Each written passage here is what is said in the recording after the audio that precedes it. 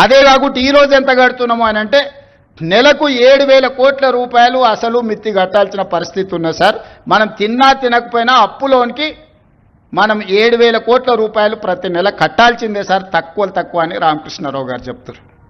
తెలంగాణ రాష్ట్రం వచ్చిన రోజు 500 నుంచి 600 కోట్ల రూపాయల ఉన్న అప్పు ఈరోజు రేవంత్ రెడ్డి ముఖ్యమంత్రిగా పదవి చేపట్టిన 16 నెలల్లో 1,52,000 కోట్ల రూపాయలు మొదటి 16 నెలల్లో కట్టినామంటే యావరేజ్గా 9,000 నుంచి 10,000 కోట్ల రూపాయలు ప్రతి నెల అసలు మిత్తి నేను కట్టిన. కట్టుకుంటూ వచ్చినందుకు కొంత అప్పు భారం తగ్గి కొత్త అప్పులు నేను ఎక్కువ చేయకపోవడం వల్ల ఈరోజు 7,000 కోట్ల రూపాయలు ప్రతి నెల నేను కట్టాల్సిందే. ఇదే కాదు, మీ ప్రభుత్వ ఉద్యోగస్తులు 58 ఏళ్ల నుంచి 61 సంవత్సరాలకు మీ పదవీ కాలాన్ని పొడిగించారు.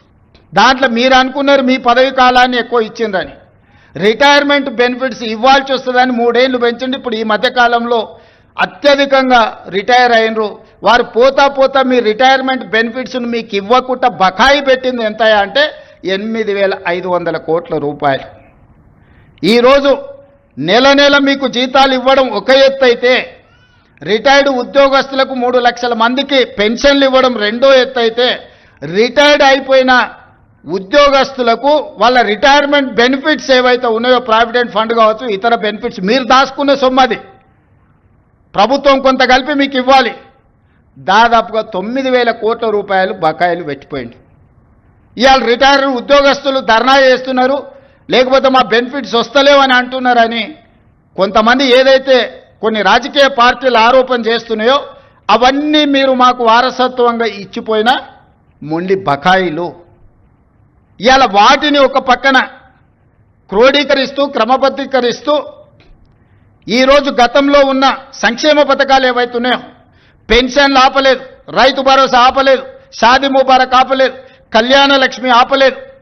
ఇట్లా చెప్పుకుంటూ వెళ్తే గత ప్రభుత్వం ఇచ్చి సంక్షేమ పథకాలు ఏవైతే కొనసాగించిందో రైతుకి 24 గంటలు ఉచిత విద్యుత్ ఆపలేదు.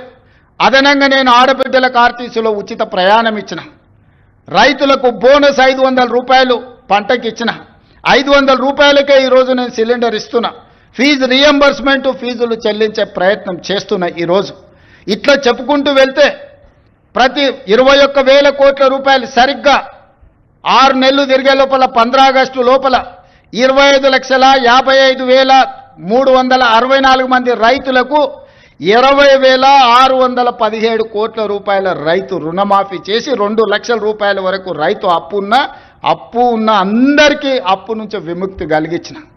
ఆయన పెండింగ్ పెట్టిపోయిన రైతు బంధు 7,625 కోట్ల రూపాయలు వచ్చిన మొదటి 3 నెలల్లోనే నేను చెల్లించిన. అంటే ఈ 15-16 నెలల కేవలం రైతులకే 30,000 కోట్ల రూపాయల నగదు వాళ్ళ ఖాతాలకు బదిలీ చేసిన. ఉచిత కరెంట్ ఆపలేదు. ఇవాళ పేదోళ్ళ ఇళ్లకు 200 యూనిట్లు ఉచితంగా నేను కరెంట్ ఇస్తున్నా. మా ఆడబిడ్డలకు 500 రూపాయలకు సిలిండర్ ఇస్తున్నాం. మా ఆడబిడ్డలకు ఆర్టీసీలో ఉచితంగా బస్సు ప్రయాణం, అమ్మగారింటికి వెళ్ళాలన్నా అమ్మవారిని దర్శించుకోవాలన్నా ఈరోజు ఆర్టీసీకి 5,000 కోట్ల రూపాయలు కట్టి నష్టాలలో ఉన్న ఆర్టీసీని ఈరోజు లాభాల బాటలో నడిపించే ప్రయత్నం చేస్తున్నాం. వెళ్తూ రైతులకు ఉచిత కరెంట్ ఇచ్చినా అన్నాడు. విద్యుత్ శాఖకు దాదాపుగా ఈ ఉచిత కరెంటు పేరు మీద 1,000 కోట్ల రూపాయలు బకాయిలు పెట్టిపోయాడు. ఈ విద్యుత్ శాఖ కోసం సింగరేణిలో బొగ్గు కొన్నాడు. సింగరేణి వాళ్ళకు 1,000 కోట్ల రూపాయలు బాకీ పెట్టాడు. ప్రాజెక్టులు కట్టినా అన్నాడు. కాంట్రాక్టర్ల బిల్లులు 50,000 కోట్ల రూపాయలు బకాయి పెట్టిపోయాడు. ఇట్లా ఏడ కనిపిస్తే అక్కడ, ఎక్కడ దొరుకుతే అక్కడ, ఎంత మిత్తికి వస్తే అంత మిత్తికి ప్రభుత్వం ఇరిగేషన్ ప్రాజెక్టులు కడితే 4-5% మిత్తికి లోన్లు దొరుకుతాయి. 11% అప్పులు తీసుకొచ్చిండా, సొంతం కోసం చేస్తుండేనా? ఇవాళ 11%తోనే అప్పులు తేవడం అంటే ఇంతకంటే దుర్మార్గం ఎక్కడుండదు. మీ పోలీస్ స్టేషన్లలో వస్తాయి. పెద్ద కుటుంబాల పిల్లలు వ్యసనాలకు బానిసలై ఊరి మీద పడి అప్పులు చేసి ఆస్తులన్నీ అమ్మేస్తుంటారు. అట్లనే ఔటర్ రింగ్ రోడ్ అమ్మేసారు. ఆయల్ల కష్టపడి కట్టిన 160 కిలోమీటర్ల ఔటర్ రింగ్ రోడ్డు 7,500 కోట్ల రూపాయలకి వనుకో అమ్ముకొని పోయింది. గచ్చిబౌలి, మాదాపూర్, కొండాపూర్లు ఉన్న భూములన్నీ అమ్మేసాడు. ఒకప్పుడు గ్రామాలలో శ్రీమంతులు ఉంటే వాళ్ళ పిల్లలు సరైన ప్రయోజకులు కాకపోతే ఎట్లా ఏ విధంగా అయితే ఆస్తులన్నీ అమ్ముకొని ఖర్చు పెడతారో అట్లనే తెలంగాణ రాష్ట్రంలో కూడా 10 సంవత్సరాల పరిపాలన జరిగింది.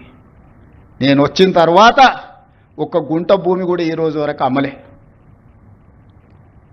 ఇవాళ నేను చేసిన అప్పు మొత్తం పాత అప్పులు కట్టనికనే చేసిన. ఇప్పుడే కాదు, భవిష్యత్తులో కూడా ప్రతి నెల 10,000 కోట్ల రూపాయలు అప్పు చేస్తే 9,000 కోట్ల రూపాయల పైన ఆ పాత అప్పులకు అసలుకు మిత్తికే కట్టాలి అంటూ నువ్వు 5-6 లక్షల కోట్ల అప్పు చేసినట్టే ఉన్నావని. అసెంబ్లీలో అన్నాడు 1,52,000 కోట్ల రూపాయలు అప్పు చేసినావు నువ్వు అని. నేను లేచి లెక్క సరిదిద్దాను. 1,52,000 కోట్లు కాదు స్వామి, 1,58,000 కోట్లు అప్పు చేసిన. 1,52,000 కోట్లు నువ్వు చేసిన అప్పులకు తప్పులకు పాయమాలు కట్టినా అని చెప్పిన. మీరందరూ మా కుటుంబ సభ్యులు. ప్రభుత్వం అంటే నేను ఒక్కనే కాదు, మనందరం కలిస్తేనే ప్రభుత్వం. మనం పాలకులం కాదు, మనం సేవకులం. మీకొక రెస్పాన్సిబిలిటీ ఉంది, నాకు ఇంకొక రెస్పాన్సిబిలిటీ ఉంది. Different designation. హోంగార్డ్కి ఎట్లా బాధ్యత ఉందో, కానిస్టేబుల్కి ఎట్లుందో, హెడ్ కానిస్టేబుల్కి ఎట్లుందో, ఎస్ఐకి ఎట్లుందో, సిఐకి ఎట్లుందో, డిఎస్పీకి ఎట్లుందో, ఎస్పీకి ఎట్లుందో, అప్ టు డీజీ ర్యాంక్ వరకు ఎట్లుందో, ఎలక్టెడ్ రిప్రజెంటేటివ్ పొలిటికల్ ఎగ్జిక్యూటివ్గా మాకు ఇంకొక బాధ్యత ఉంది. కానీ మనందరం కలిస్తేనే పంచాయతీరాజ్, రెవెన్యూ, R&B అన్ని శాఖలు కలిస్తే, పోలీస్ శాఖ కలిస్తేనే ప్రభుత్వం.